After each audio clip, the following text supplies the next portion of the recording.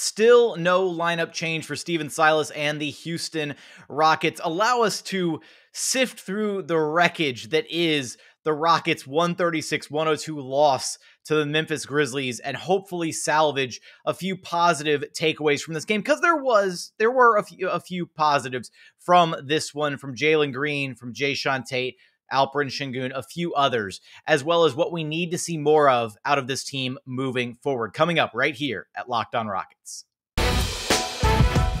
It's the Locked On Podcast Network, your team every day.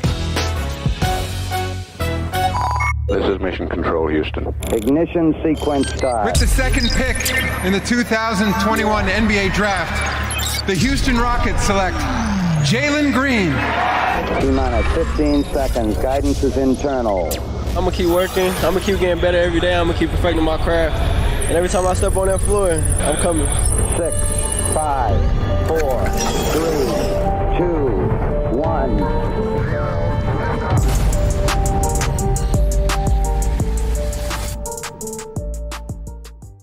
What's up, and welcome to another episode of Locked On Rockets, the best and only daily podcast covering your Houston Rockets. As always, I'm your host, Jackson Gatlin, native Houstonian and co-host of Locked On NBA Thursdays. Be sure to follow along on Twitter at JT Gatlin, and the show, of course, at Locked On Rockets. We thank you for making Locked On Rockets your first listen of the day. Sincerely appreciate it, whether you listen on the way into work, whether you listen on your lunch break, whether you listen at the gym, during work, in the shower, wherever you listen to the show. We thank you for making it your first listen of the day. A lot to get to in this one. Unfortunately, one of the worst losses of the Rockets season, a 136-102 wire-to-wire blowout against the Memphis Grizzlies, a team that was struggling to stay above 500. They are now 7-7 on the season. And there were still some positives that I've got that I can take away from this game. Still no lineup change for the Houston Rockets. We'll get into that in just a moment. But today's episode is brought to you by rockauto.com. Amazing selection, reliably low prices, all the parts your car will ever need. Be sure to visit rockauto.com. Now, where I want to talk a little bit about Jalen Green and his aggressiveness level. I want to highlight some of the moments from this game from Jae'Sean Tate, Alperen Sengun, the defensive struggles, struggles of Daniel Theis. We got Garrison Matthews minutes in this game, and then kind of wrapping things up, some thoughts on the garbage time minutes. But where I want to go first is talking about Jalen Green. Now, this was a game where Jalen Green, when it was all said and done, Jalen Green's numbers in this game actually looked respectable. He had a decent stretch there in that second quarter where he was looking really solid, was attacking well, finished the night 15 points on 6 of 13 shooting, 2 of 6 from behind the arc, 1 of 2 at the charity stripe, had 2 rebounds, had an assist, had a steal, had a few turnovers. All in all, not a bad night at the office from Jalen Green, slightly better shooting percentages, better efficiency than what we've kind of been seeing out of him as of late. Now, it's worth mentioning that Kevin Porter Jr. did leave this game early, re-aggravating the left thigh contusion, the same thing that he hurt previously. So hopefully nothing serious there. We did ask Stephen Silas post-game. There was no update. Unfortunately, we just know it's the same injury as before. But back on the Jalen Green thing, and I wanted to highlight KPJ quickly because the point that I have about KPJ and playing aggressively kind of ties into KPJ a little bit too. But I think that when we've seen Jalen Green at his best, it's been when he's been attacking, right? And unfortunately for Jalen Green, he hasn't had a lot of opportunities to attack, be it, if he just doesn't have the ball in his hands, or depending on how opposing defenses are scheming, if they're packing the paint like they were against the Phoenix Suns, or then he has no space to drive and it becomes frustrating. He can't finish inside. Not only that, I'll get into it a little bit later when I talk about Daniel Theis and some of his struggles, but using Theis as the primary role man causes issues with the spacing where he doesn't get, an advantageous pick and roll, scenario, all these different things. But coming in, I thought that the biggest issue for Jalen Green was going to be his playmaking coming in. I thought that was going to be the area of his game that was going to be the least polished, going to need the most amount of work. And surprisingly, right, he's actually come in and shown an ability to create for others at a pretty high clip, right? When the Rockets offense is actually kind of humming along, which is few and far between. It's kind of infrequent at this point. But that said, I think I have an area where, I have a newfound understanding of Jalen Green the more that I've watched him play. And I truly think that the area that's going to unlock more of his game and make life easier for him is bettering his handle, right? Tightening his handle a little bit. And it would be a cop-out, right? Like if I could just pick one element of Jalen Green's game and be like, oh, if I could just put the sliders up to 99 on this part of his game, suddenly he'd be, a significantly better player. Or his life would be way easier right now on the basketball court. Yeah, I could say that for his shooting, right? I could suddenly make him, Klay Thompson-esque and give him a 40% three-point shot. And that would alleviate a lot of issues for this Rockets offense. Absolutely. That's kind of cheating. I'm not talking about his shooting numbers. I'm talking about the other aspects of his game. But back to the handle. He's a little fast and loose with his handle. He's so explosive, so athletic that even though he has the ability to kind of, just zoom by almost anybody in this league with that lightning quick first step, he doesn't have enough control over his handle to be able to have moves and counter moves and, kind of being able to attack multiple defenders on a single possession, it feels like at times. Now, he can do it sometimes, but his handle's not to the point where he can do it consistently. And there was a moment in this Grizzlies game where he had a play, and this was kind of, the thing, I highlighted this on Twitter, but he had this moment where he was attacking the defender, was driving one direction, pulled it back out momentarily, hit the defender with a really clean crossover, and then got back to his strong arm and drove the ball in. And it was that very quick change of speed and subsequent change of direction that I would love to see more of out of him. And I've highlighted this before, where Jalen has seemingly gotten to a point where he starts his attack, starts to attack the defense, and largely he gets kind of walled off because he's just going one direction, right? He's either going left or he's going right. And then if he doesn't beat the defender off that initial burst, then he kind of backpedals it out to the 3-point line and either goes into a contested perimeter shot, or he kicks the ball back out and kind of just resets the entire play, or they go back into another dribble handoff set or something to that effect, right? If he could get to a point where he's comfortable enough with the handle to consistently be able to make moves like that, or when he has a defender one-on-one in space, then he can break those guys down. And that's going to create opportunities for him at the rim and create opportunities for his teammate as he breaks down the primary defender, gets into the paint, and then has opportunities to kick the ball out to other guys out of the 3-point line, that kind of thing. But overall, he had a solid game. He had a really solid stint there in that second quarter where he scored 8 of his 15 points in the second quarter, shot 3 of 5 from the floor, 1 of 2 from the 3-point arc, had I believe the and 1 3-point opportunity was in that quarter, if I'm not mistaken. And then there was another 3 in that quarter that literally rimmed just in and out. It was down and out and then back down again and then popped out. Should have gone in. And so overall a solid quarter from Jalen Green. And we got the first ever alley-oop between Kevin Porter Jr. and Jalen Green in transition. And it was kind of disappointing because couldn't even get hype about it because they were trailing the Grizzlies so much, which was kind of disappointing. But just wanted to highlight those elements from Jalen Green's game, kind of something that I think is going to be really important for him to work on moving forward, which will unlock more of his game, right? When he adds more muscle to his frame, sure, he's going to be able to bully ball past other players. He's got a nice 6'6" frame to work with. He's got size. He's got the athleticism. He's going to be a menace once he gets, more so of an NBA body. But until then, while he's still working with kind of the wiry frame, he needs to be able to utilize his speed, his change of direction, his athleticism better than I think he has to this point, at least. So coming up, I do want to talk about some of the other highlights and details from this game, specifically some moments from Jae'Sean Tate, Alperen Sengun, and his insane passing, all that good stuff. As well as some of the struggles that we saw in this one.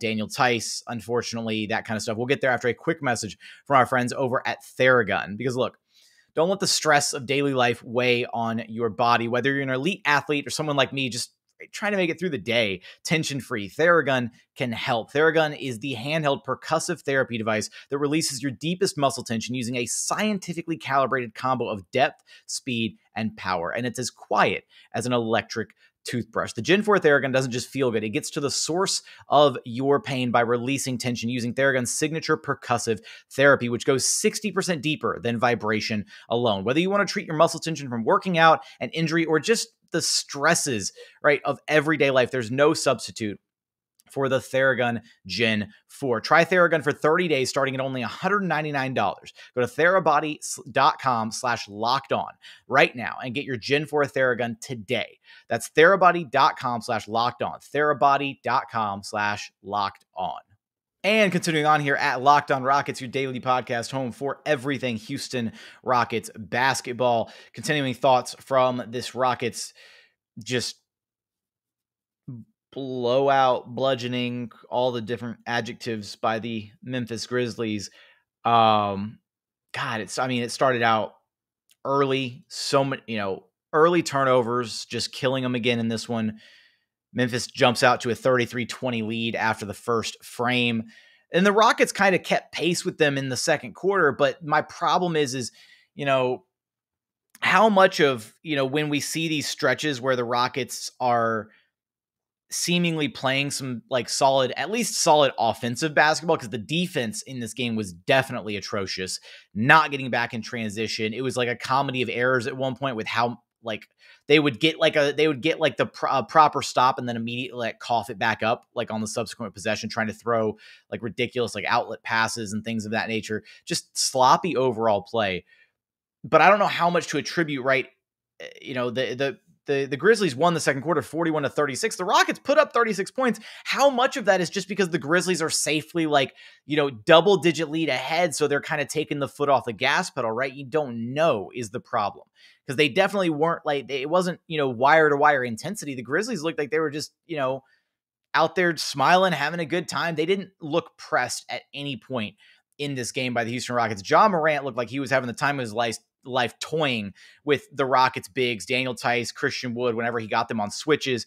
Ja had, a quiet night for Ja, but it, led the way, 22 points, 9 of 15 shooting, 4 of 6 from the three-point line, 6 boards, 6 assists, basically getting whatever he wanted. There was a play where he kind of hit the deck a little hard, on a no call, and then got the pass because he didn't even make it back down the defensive side of the court. Rockets turned the ball over or missed their shot, and Steven Adams just outletted the pass to Ja Morant. And Ja was literally under the basket and didn't even go up with the layup, even though he probably could have. I think he was still kind of disgruntled with the fact that he didn't get the call or what have you.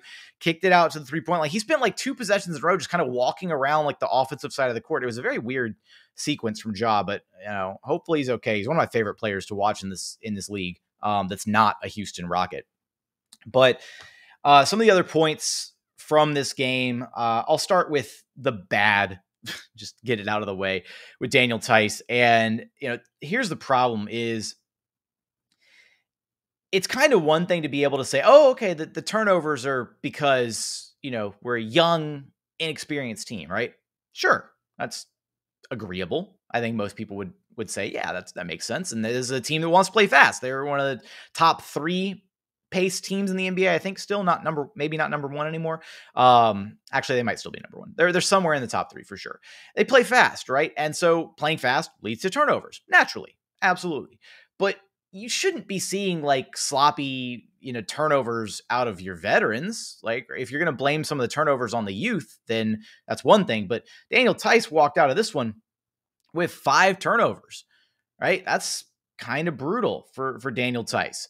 And it's frustrating watching Theis operate in the pick and roll. And, we've harped on the spacing and all these different issues. And ultimately, the lineup change that's going to resolve a lot of issues for this Rockets team is putting Alperen Sengun in the starting lineup in place of Daniel Theis, which, knock on wood, we can only hope happens ahead of the Rockets OKC game Wednesday. But Theis in the pick and roll just doesn't create any gravity, right? He's not a threat to rim run. He's not a pick and pop threat. And I understand some of the frustrations from Steven Silas and company and the other players because they're following the game plan, which is to generate like wide open 3-point shots for Christian Wood, for Daniel Theis. Like the offense is engineered to at times generate those 3-point shots. It's just unfortunate that Daniel Theis isn't a more consistent 3-point threat, or that he can't hit them on largely more volume. Now, he was 2 of 4 in this game, sure, but Daniel Theis hasn't been the best 3-point shooter as a Houston Rocket or the best 3-point shooter across his career, right? And we're not seeing there's too many times where I see him operating in the pick and roll. He sets the screen and there's nothing immediately happening, right? Because the opposing big is just going to drop all the way down into the paint, which is causing issues for the guard. Daniel Theis has nowhere to roll towards the rim. And if he does pick and pop, then it means, we're getting 10 Daniel Theis 3 attempts per game, which is not, I don't think is a good metric for an NBA level offense. So there's a lot of issues involved there. And you hate to see the turnovers out of a vet like Theis. That shouldn't be happening. It's one thing to see the turnovers out of KPJ or Jalen Green as they're handling the basketball, learning their way, getting acclimated to the NBA. You don't want to see 5 turnovers out of Daniel Theis. I do want to highlight Alperen Sengun, who had just a pair of the wildest passes. And he throws some of the craziest passes, and yet they work.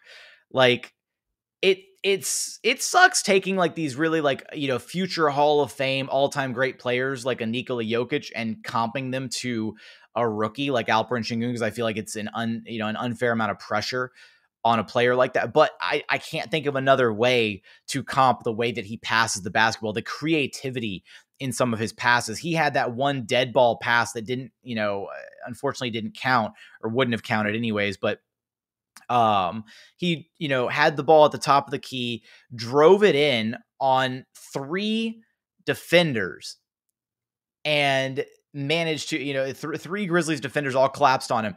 And he threw the ball behind his head, like over the shoulder to KJ Martin, basically on the dot in the corner, no look pass. And they call a foul on the play. So KJ kind of half-heartedly chucked the shot up there. Maybe it would have gone in had they not blown the whistle. But that pass, even though it was a dead ball scenario, was absurd. And then there was another play a few possessions later where Alperen Sengun had the ball on the low block, picked up his dribble, drew 2 defenders to him, had nowhere to go, kind of up faked once, saw KJ Martin cutting in to the paint, and then pump faked again, and then just dished the ball right over the top of 2 defenders to hit KJ for the easy 2 at the rim. The offense just flows better with Sengun. And an important takeaway here is, even though Sengun's not a volume 3-point shooter, his percentage looks great right now, but he's only shot it, 13, 14 times so far. It remains to be seen whether he can do that on substantial volume and shoot north of 40 on increased volume. But he still provides spacing and fixes issues with the Rockets offense, because he's a threat to do things with the basketball other than just go straight back into a dribble handoff set. So even though he and Daniel Theis might necessarily not be viewed as like shooters, or stretch bigs in that sense, he unlocks a lot more things offensively for the Rockets with his passing, with his ability to drive the basketball. Possessions that end with, or that involve Alperen Sengun, tend to end in either him driving it in and scoring a bucket, driving it in and getting a foul, or creating a quality shot opportunity for one of his teammates. One of those 3 things. Now, there have been some turnovers here and there, but that's to be expected. He's still learning how to adjust to the game. But Sengun he continues to stand out. And, when we get the official nod that he has taken over the starting role for the Houston Rockets, that's going to be a very, very exciting day, because again, he just makes this offense hum. Things just look better. And then defensively, he's either on par, if not at times a little bit better than Daniel Theis defensively. So it can't exactly get much worse. And they need to figure out their offense. I got one more here for Jae'Sean Tate before I jump into our final segment.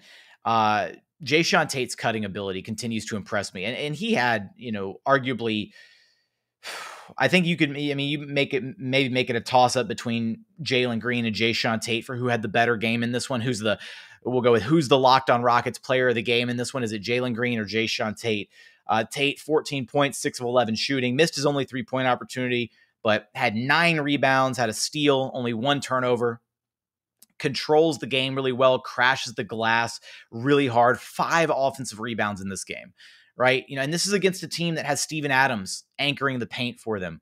Jae'Sean's he's a tireless worker, right? He does the dirty work for this team. He does the thankless jobs, and he is the ultimate glue guy. Like, Jae'Sean Tate would be a league-wide favorite player. He's already received attention, kind of league-wide, but it's obviously quieter now because the Rockets are struggling again. It was kind of quiet last season, but he got the all-rookie first team nod. Absolutely well-deserved, all that good stuff. He would be one of the NBA's favorite role players if he played on a team that was a top 4 playoff team in either of the respective conferences, because he's just that type of player, right? And, I continue to be impressed by the work that he puts in on a nightly basis. He's the quiet one, right, of the starting lineup, because there's no focus on him at times. And I wish that there would be. I do like the fact that Jae'Sean Tate was having a really strong first half, and they immediately out of the halftime break ran a play for Jae'Sean Tate out of the low post, and they immediately created a 3-point shot for Jalen Green.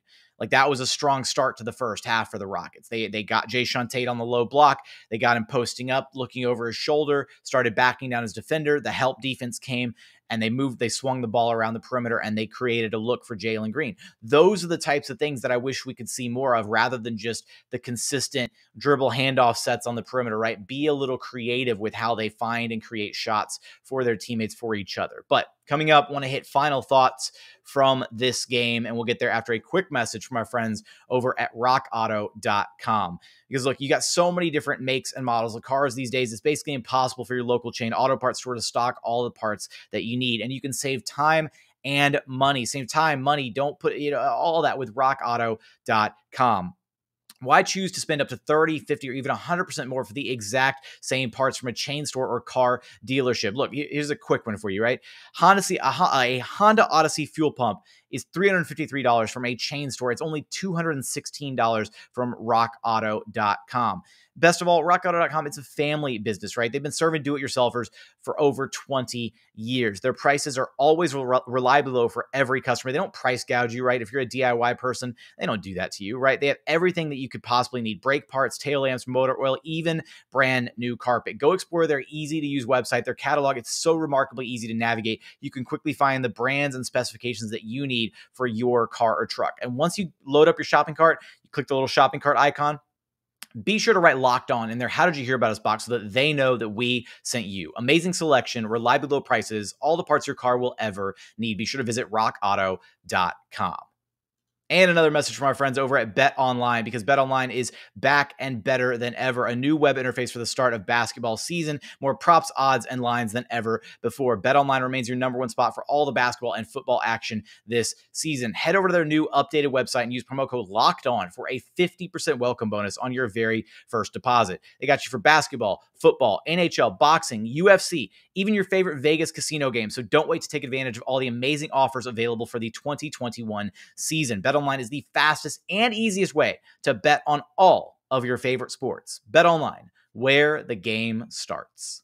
And final segment here at Locked On Rockets, your daily podcast home for everything Houston Rockets basketball. Appreciate you making Locked On Rockets your first listen of the day. For your second listen, go check out Locked On Fantasy Basketball with host Josh Lloyd. I love Josh. I know you will too. If you care about fantasy hoops, you've got to check out Josh's show. Go listen to Locked On Fantasy Basketball. Now, final thoughts from this game. I didn't get to it in the second segment, just kind of talking about the flow of the game. I mentioned the defense a little bit. And that's been a big issue is, and we're seeing it now, 12 losses in a row. It's rough. we're seeing some bad body language from this team, right? And that's one of the issues. That's why I harped on it last episode, talking about it. These guys are human beings, right? And it's not in their nature to go out and lose games. Jae'Sean Tate said post-game, he was like, we're not going out here trying to lose games. We're fighting every night. We want to win these games. We're trying, I'm paraphrasing here, but they don't want to be losing these games. They just don't, right? If they could flip the script and be one of the best teams in the NBA right now, they would. They're just struggling. They're up against so many different variables, so many different issues, and it's like little micro issues here and there, right? Little spacing issues, the turnovers, the free throws, right? A few things break differently, and this team could easily have racked up, 4 or 5, maybe 6 wins by now, but they just haven't, right? They've been on the cusp so many times, and it cannot be overstated how aggressive this opening part of the schedule has been, right? They had the OKC game and the Pistons games, and those 2 games were basically the only 2 games that they were like favored or like supposed to win, right? Where you could legitimately look at the competition and be like, oh yeah, they should have this one, right? Past that, like they've played all legitimate playoff teams, like upper echelon level components. That doesn't mean we can't still be critical about what we're seeing. That doesn't mean we can't still harp on them for things and want to see improvement and development. Absolutely, right? But it's been a brutal start to the schedule. And it does get easier a little bit moving forward. And it starts with OKC Wednesday, which I'm excited for, to play against the team that the Rockets have their one collective win against. So hopefully maybe they can make it 2 come Wednesday night. But, the body language has been rough. KPJ, before leaving this game, had multiple blown layups. And he's been one of the, he and Christian Wood have been 2 of the largest culprits of not getting back in transition, right? And even Jalen Green at times doesn't do a good enough job of picking up his man in transition, getting lost on defense. But KPJ especially has this knack of like, he misses a layup and then, immediately like reacts emotionally to it. Like, just whatever, and he's not hustling back after the miss. And if you miss a layup under the rim and you're full speed and you're like suddenly next to the stanchion, right? And the other team's flying back the other way, you've got to make an effort to get back because otherwise your team's playing 4-on-5 defense, right? So I will say that KPJ's overall, like his defense when he's actually there, like especially like in the half court and stuff, he's been great. He's improved so much in that aspect of his game. I want to give him his props for that because his like one-on-one man-to-man defense has been superb so far this season. He's taken on some really tough defensive assignments. He's learning how to utilize his 6'6" frame, his length to his advantage as a defender. He's moving his feet really well. I just wish that, and again, it's a mental component, right? Just like the free throw shooting, just like some of the careless turnovers, it's a mental component and a lack of discipline at times for this team where he's just not doing a good enough job getting back in transition. Christian Wood, same deal. He complains for foul calls all the time, right? Drives the ball in, goes up, thinks he got hit, and he takes a second to like look for the ref and he's like, my arm got, and it's like, no, dude, just get back and play defense, man, because they did. It was kind of embarrassing, I'll be honest, in this game about how little this team looked like they cared for stretches of this game. And that's what'll happen when you're on an 11-game losing streak and then a team goes up 20, early in the second quarter. You just look lifeless out there on the basketball court. A guy that did not look lifeless out there on the basketball court, Garrison Matthews, who got some minutes in this game. No Eric Gordon in this one. KPJ leaving early. Garrison Matthews getting a bit of a nod, getting some opportunity, some burn in this game, making the most of his minutes with the Houston Rockets. So got recalled from the on assignment, G League, and played 15 minutes, 2 of 4 shooting, 7 points. Hit a 3-pointer, had a really good cut for an easy 2 at the rim. So I put him on that list alongside Jae'Sean Tate because it feels like Jae'Sean Tate is the only player who knows how to time his cuts properly on this team. And so I now nominate and put Garrison Matthews on that list as well because of that one strongly placed cut. That said, it was nice to see Garrison Matthews get a bit of a chance in this game.